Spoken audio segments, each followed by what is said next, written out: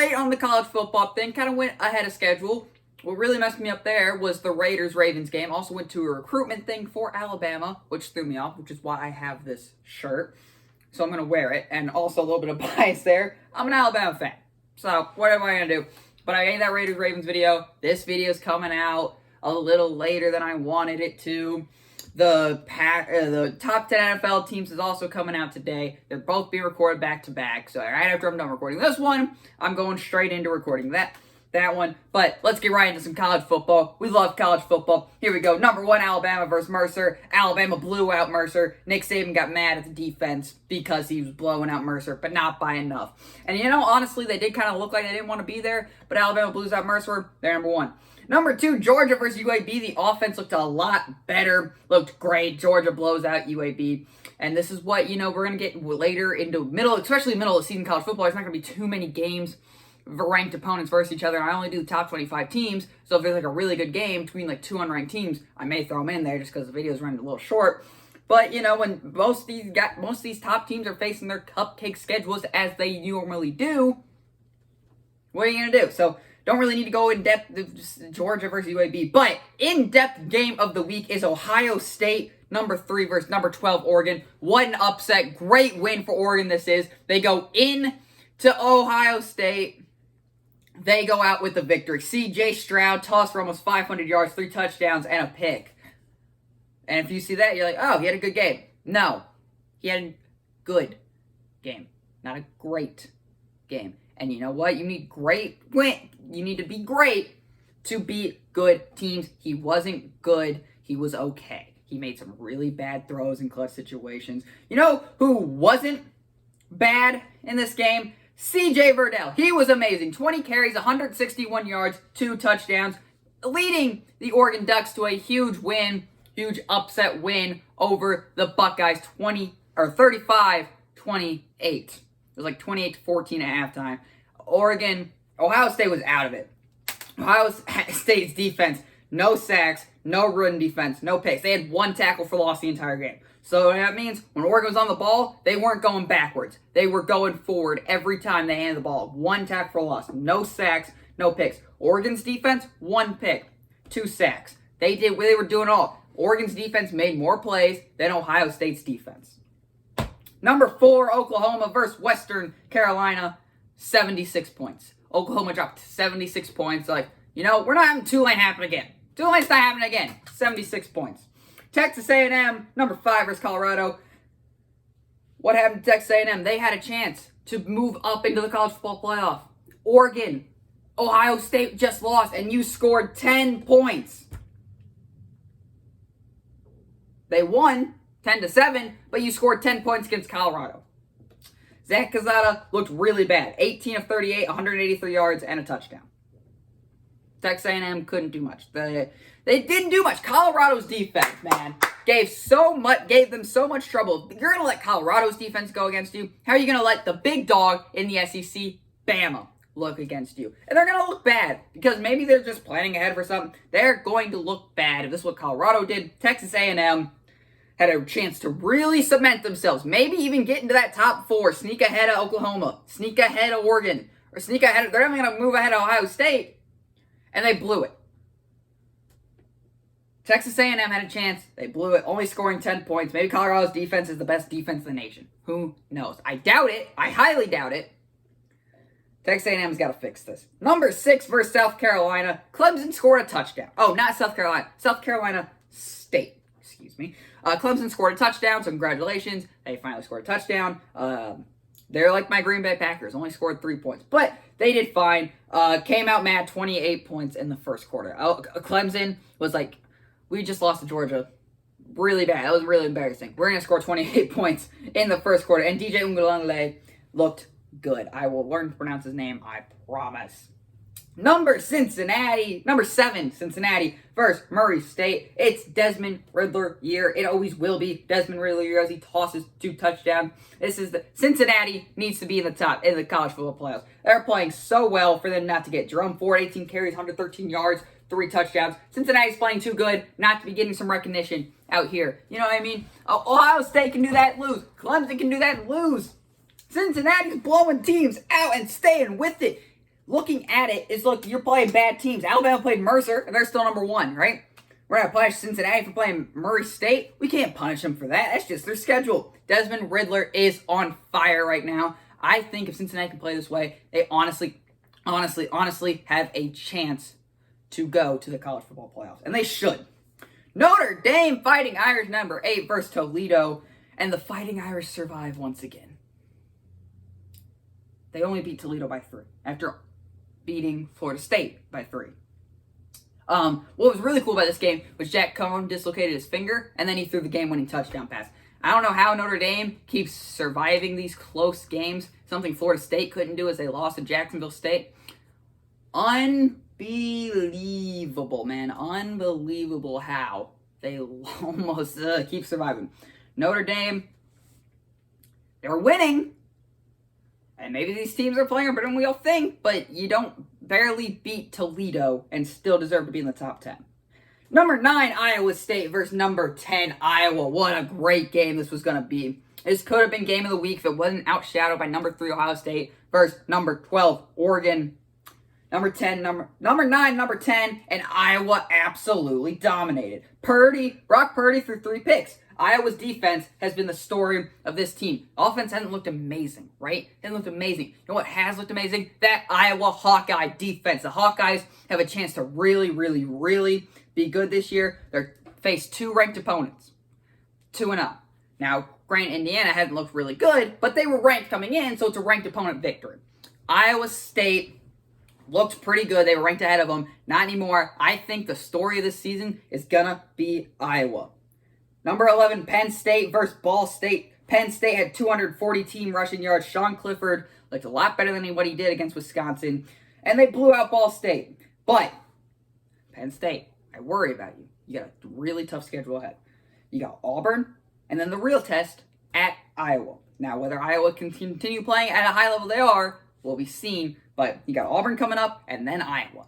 You win both those games, you're making a case for yourself. I think they'll split. I think they'll probably beat Auburn, and then they'll probably lose to Iowa. I think Iowa's good. I'm an Iowa believer. So this channel will be an Alabama believer, a Tulane believer, and an Iowa believer. Because I think Iowa's played great and deserve to be in the college football playoff. Just after performances of that defense alone. Number 13, Florida versus South Florida. I didn't watch this game. I'm going to be honest. But I can tell you from what I did watch, Anthony Richardson needs to start 3 for 3, 152 yards, 2 touchdowns. He also led the team in rushing, 4 carries, 115 yards, and a touchdown. He needs to start. You got Bama this week. You want your best chance to win? Start Anthony Richardson. That's all I have to say. Granted, South Florida's defense, but the way he played, the way he brought a spark to the offense, the way he can throw the ball, he threw 3 passes, connected all 3 of them for 152 yards and 2 touchdowns. But he can also run. He had more running attempts than he did throwing attempts, and he had more yards throwing the ball. 115 yards rushing, a touchdown. There it is. You want a chance against Alabama, start Anthony Richardson. Bottom line, Florida. Number 14, USC versus Stanford. And Stanford upsets the Trojans in USC. That's unbelievable. Tanner McGee threw for 2 touchdowns. USC never felt comfortable. I mean, from the get-go, this was a weird game. The kicker got ejected for targeting for USC, so I don't know, maybe that kicker is like the leader of the team, and once he was tossed, it was something else. I don't know. What I do know is USC looked dominated up front. They couldn't get anything going, and Stanford deserved this win. Great hard-fought win for Stanford. Number 15, Texas versus Arkansas. Arkansas's Twitter team, 10 out of 10 trolling. Welcome to the SEC. So we all know the video, right? Play it. We're back! So, I'm going to leave it at this. Texas is not back.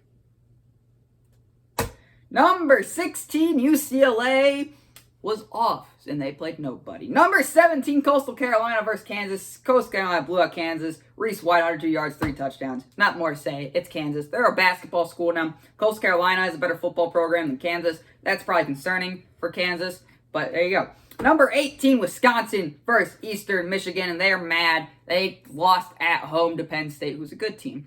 And, Graham Mertz didn't play that well. So instead, he went 14 of 17, 141 yards. And that's it. No touchdowns.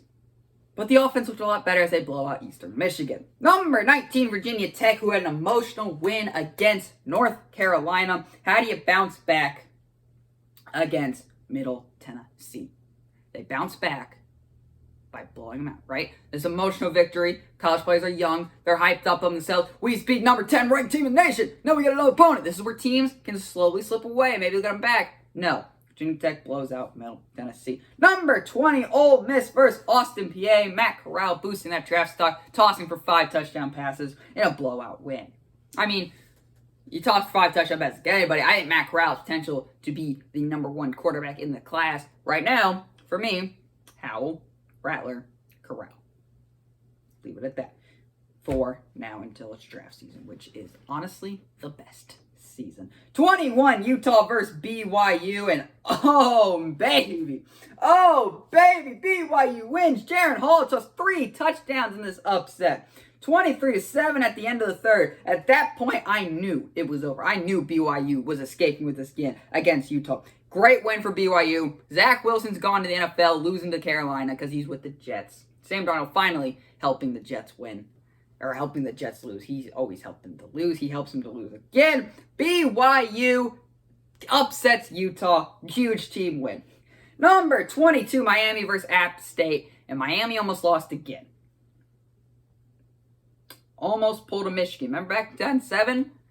Michigan was a pretty high-ranked team. Appalachian State came in. Upset them. Almost did it to Miami. Miami survives. Not a good sign for Miami. This was your chance to bounce back. You go play mad. You just get embarrassed by Bama. And then you almost lose to App State. Not a good sign for Miami. Number 23, Arizona State versus UNLV. And Arizona State blew out UNLV. Number 24, North Carolina versus Georgia State. They're mad they lost Virginia Tech. Sam Howell's mad. And they dropped 59 points in a blowout win. Howell tossed 3 touchdowns, rushed for 2 touchdowns. Howell's mad. Howell was mad. So he came out and proved it. It's just sad Georgia State had to be it. There you go.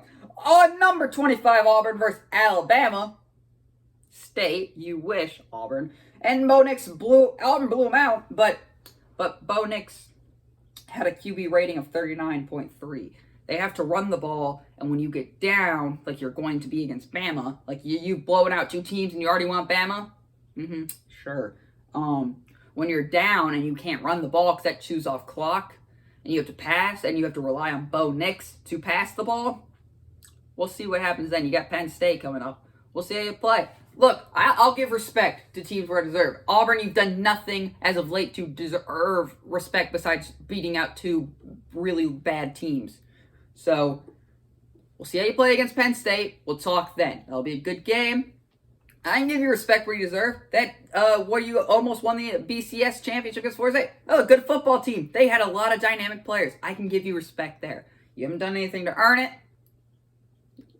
You've blown out 2 bad teams, and Bo Nix can barely throw the football. So we'll see. We'll see against Penn State, and then we'll see come November who will be on top. Spoiler alert, it's going to be Bryce Young in Alabama. Now, here's my top 6 teams. How have they changed? Well, we got Bama and Georgia still. We got Oregon still. No, Oregon jumped ahead of Ohio State all the way number 3, just like they did in the AP polls. I 100% agree with that. You beat a playoff team at home, underdogs on the road, you're in the college football playoffs. And then I got Iowa at 4. When you face 2 ranked opponents and you're 2-0, you deserve some little respect. That defense has played amazing, so you're number 4. And I still can't forgive Oklahoma for that Tulane loss. But they dropped 76 points, so I'll give them at number 5. Clemson at 6, and then I'm only including 17th because it's Ohio State. Next week, no 7, I promise. But I just want to show how Ohio State fell for me. They fell in at 7. So, college football playoffs would be Alabama, Iowa, Georgia, Oregon. Oregon can play like that. They have a potential chance to upset Georgia. If Bama probably beats Iowa, it just depends on if Iowa can keep up with that high-flying offense. We know what their defense is capable of, and I think they have the potential to be great. But we'll see. Clemson, Oklahoma, and Clemson, Ohio State at 7. Those 3 4 right there. She's going to be battling it out for that final spot. I think Bama and Georgia are clear-cut favorites. I think no matter what happens in that SEC championship game, they're both in the playoffs. If they continue to play like this, no matter what happens in that SEC championship game, they're both in the playoffs, right? The bad thing is it's only 4 teams, why I think every conference winner should be included. Automatically, every Power 5 conference winner should be included. Then you got the wild cards, which are guys who didn't win their conference, but were really good throughout the regular season. That would really help with Alabama and Georgia right now. Only one of them's going to win the SEC. Only one of them can. If they play like this all year, though, they both deserve to make the playoffs. I don't know if it'll happen. I think they both are in. It just depends on who's the 1 seed or the 3 or 4 seed, right? Because if Alabama blows out Georgia, I still think Georgia should be in. But if Georgia blows out Bama, Bama should probably still be in just because they're Alabama, and that's usually how it goes. I'm a Bama fan. I admit we got bias. We get some bias. I'm not mad about it. You're Alabama. When you've been winning for 10 years, you deserve some bias, right? Clemson, I think, has a potential shot to make it. What's going to hurt them is that loss to Georgia. Oklahoma's in it in the actual polls. They're a little more forgiving to a Tulane loss, almost loss, than I am. And then Ohio State, I know they got to face Penn State. They got to face Iowa. Those are going to be some really good football games to watch. It just depends on who shows up when. And can C.J. Stroud make the good throws? He's got the potential to. Facing good teams like Oregon, can't be making those bad rookie throws. I'm not mad. You can't blame him. He's a rookie, right? Like his second start ever. But I think next year C.J. Stroud's going to be unstoppable. Buckeyes are going to be unstoppable. Right now, I got Ohio State at 7, and it's all because C.J. Stroud needs to take those next steps. I don't think he can yet. We can't be too mad, kid, right? He started 2 games. I think once he takes those next steps, Ohio State's going to be unstoppable because potential is there. Bama 1, Georgia 2, Oregon 3, Iowa 4, Oklahoma 5, Clemson 6, and Ohio State 7. Those are my top 6 teams. College football is right around the corner. Again, Alabama, Florida. Roll Tide, baby. And I know I'm just going to get a bunch of hate because I'm a Bama fan, and I'm ready for it. But Alabama's number 1, and they're number 1 until they're going to be beaten, and I don't think they're going to be beaten at all this year. Bama's going to run it back with Bryce Young at quarterback. Thank you for listening.